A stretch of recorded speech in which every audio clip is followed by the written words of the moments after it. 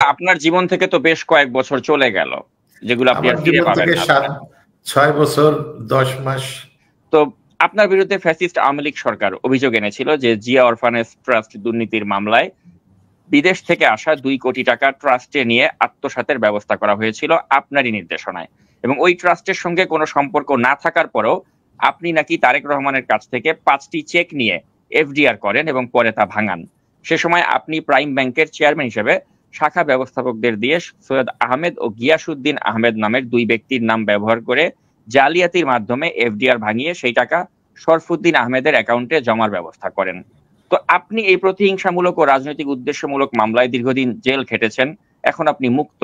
তো আজ আমি জানতে চাই যে আসলেই এই যে একটা এতিমের টাকা মেরে খাওয়া নিয়ে শেখ হাসিনা যে একটা গালগপ্প সাজিয়েছিল, এই বিষয়টি নিয়ে আপনি আসলে বলেন যে প্রকৃত সত্যটা কি, আমরা জানতে চাই। আমি সবচেয়ে প্রথমে আপনার যে ক্যাপশনে একটা ভুল আছে, আমি সেই কথাটা একটু বলতে চাই। আপনারা বলছেন দণ্ডিত, আমি কিন্তু এখন আর দণ্ডিত নাই। আপনারা জানেন যে মহামান্য অ্যাপিলেট ডিভিশন থেকে আমাদের সকলকে, ইভেন ম্যাডামকে, আমাদের সকলকে খালাস দেওয়া হয়েছে। খালি তাই না, মহামান্য সুপ্রিম কোর্টের অ্যাপিলেট ডিভিশন এটাও বলেছে এটা হলো ম্যালিশিয়াস প্রসিকিউশন, এবং আমাদের ডিগনিটি ফেরত দেওয়ার জন্যও ওনারা আদেশের ভিতরে উল্লেখ করেছেন। ম্যালিশিয়াস প্রসিকিউশন মানে আপনারা জানেন যে এই কথাটা সাধারণত রায়তে লেখে না। এইটা লেখা মানে আমরা কিন্তু এখন ইচ্ছে করলে সরকারের বিরুদ্ধে বা যারা আমাদের বিরুদ্ধে মামলা করেছিল তাদের বিরুদ্ধে আমাদের মামলা করার একটা অধিকার চলে আসে, যে আমাদের বিরুদ্ধে অন্যায়ভাবে উদ্দেশ্য প্রণীত ভাবে আমাদের বিরুদ্ধে মামলা করা হয়েছিল।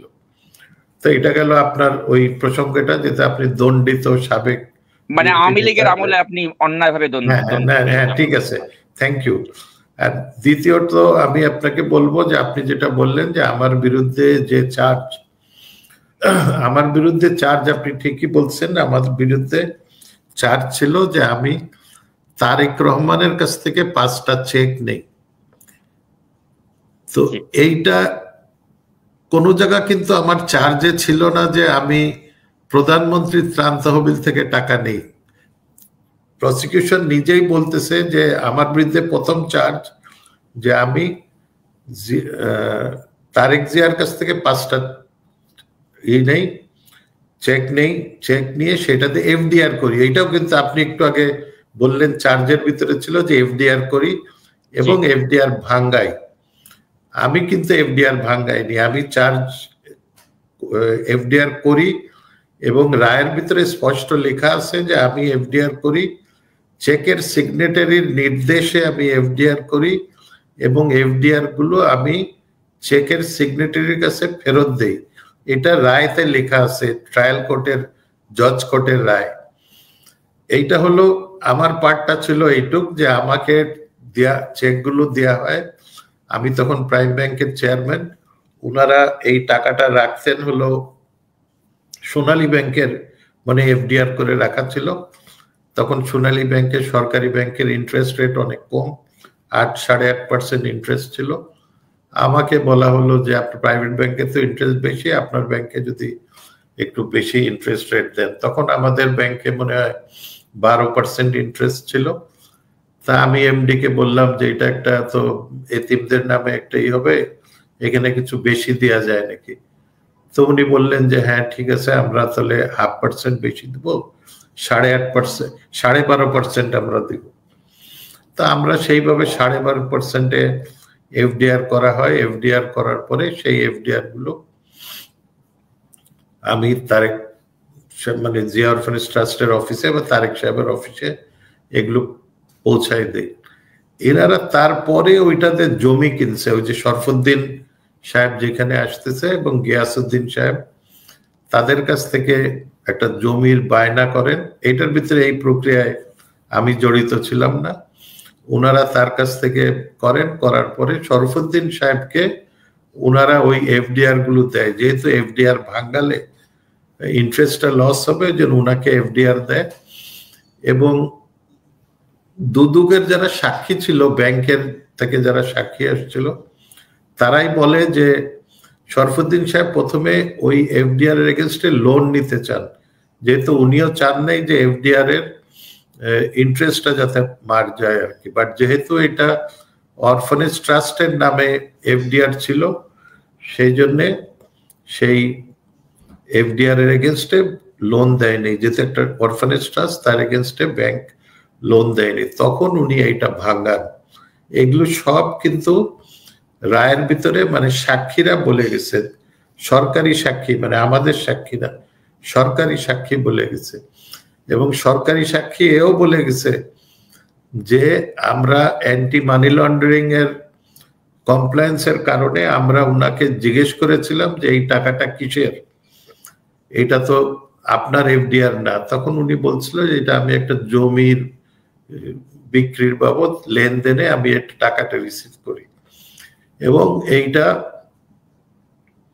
এটা গেল, তার মানে যে এইটা যে জমির কেনার টাকা, সেটা ওই সময় মামলা হওয়ার আগেই ব্যাংক নিশ্চিত করছিল তাদের অ্যান্টি মানি লন্ডারিং কমপ্লায়েন্সের কারণে।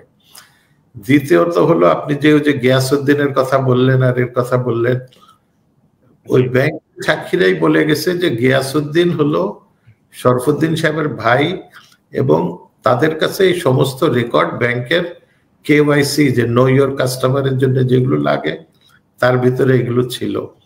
এবং আইও নিজেই বলে গেছে যে শরফুদ্দিন সাহেব এই পে অর্ডার ভাঙ্গায়, এগুলো সব আমি যে কথা বলতেছি এগুলো আমার কথা না, এগুলো সব সাক্ষীদের কথা, এগুলো সব জাজমেন্টের ভিতরে সাক্ষীরা যেগুলো বলে গেছে সেখানে আছে।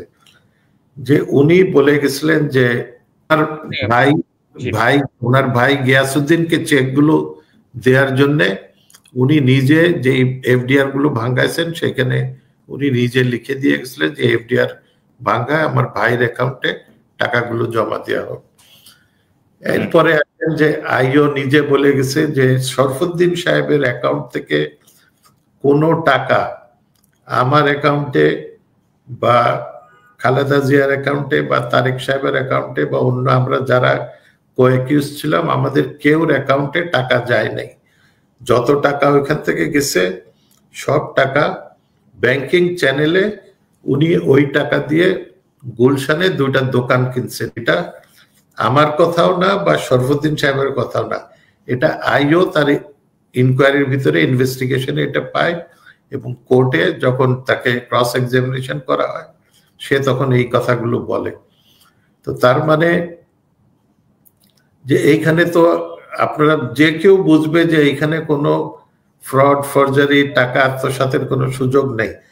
সেই শরফুদ্দিন সাহেব উনি থাকেন আমেরিকায়, ওনার এখানে জমি, ওই আশুলিয়াতে ওখানে জমি ছিল, উনি ওইটা দিয়ে ওই জমি বিক্রি করে উনি গুলশানে 2টা ইউনাইটেড সিটিতে 2টা দোকান কেনেন। এবং এইটা ওনার ইনকাম ট্যাক্স ফাইলে দেখানো ছিল যে উনি মানে জমির এগেনস্টে অ্যাডভান্স পেয়ে সেইটা দিয়ে উনি এইসব জিনিসপত্র এই দোকান কিনছেন।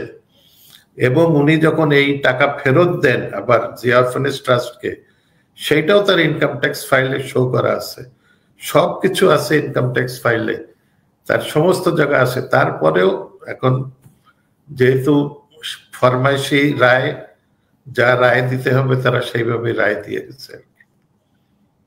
এটা আমি সংক্ষেপে বললাম। এখন আপনি কিন্তু আপনার জীবন থেকে তো বেশ কয়েক বছর চলে গেল, যেগুলো আপনি আর ফিরে পাবেন না।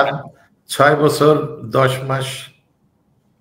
তো এখন আপনার তো এটার জন্য কি তাহলে এই যে আপনাকে যে এভাবে যে সাজা খাটতে হলো শেখ হাসিনার পরিকল্পনায়, তো আপনি কি এর বিরুদ্ধে পাল্টা কি কোনো অ্যাকশন নেবেন না, আইনি পদক্ষেপ নেবেন না? ওই যে বললাম যে আমাদেরকে যেহেতু ম্যালিশিয়াস প্রসিকিউশন বলছে, আইনের ধারায় আমরা ইচ্ছা করলে মামলা করতে পারি, বাট দুদক তো বলবে যে দুদকের আইনে আবার বলা আছে যে কি যেন ওদের একটা টার্ম ইউজ করে, যে আমি টার্মটা ঠিক এই মুহূর্তে মনে করতে পারতেছি না, যে সরল বিশ্বাসে, তারা সরল বিশ্বাসে কোনো মামলা করলে তার বিরুদ্ধে কোনো মামলা করা যাবে না। তারা তো বলবে আমরা তো সরল বিশ্বাসে করছি। ও আচ্ছা, মানে ওই যে গুড ইন্টেনশন। এখন এখন এই সবই তো গুড ইন্টেনশনে মামলা হয়, এখন এইগুলোকে চেঞ্জ না করা পর্যন্ত আমি জানি না কতখানি বেনিফিট পাওয়া যাবে। তো শেখ হাসিনা যখন বলতো আর কি যে খালেদা জিয়া এতিমের টাকা মেরে খেয়েছে, ওটা তো কোনো গুড ইন্টেনশনের কথা না, ওটা তো ছিল তাকে পার্সোনালি তাকে মানে কলঙ্কিত করার জন্য তিনি এ ধরনের কথাবার্তা বলতেন। তো আপনি এই বিষয়টা নিয়ে অবশ্যই অবশ্যই অবশ্যই এটা তো উনি উনার সম্বন্ধে তো না বলাই ভালো। উনার চরিত্রটা কি আপনার সবাই জানে, বাংলাদেশের সবাই জানে যে উনি কিভাবে উনার অপোজিশনকে, সে বয়সে সিনিয়র হোক জুনিয়র হোক, খালেদা জিয়াকে, তারেক জিয়াকে, তারপরে ইভেন আমাদের এই যে এখন যে চিফ অ্যাডভাইজার উনার সম্বন্ধেও তো অনেক কথা যেগুলো এজ এ প্রাইম মিনিস্টার যার বা রাজনৈতিক নেতা হিসাবে বলা উচিত না, সেই কথা উনি বলে গেছেন আর কি, তাই না? জি।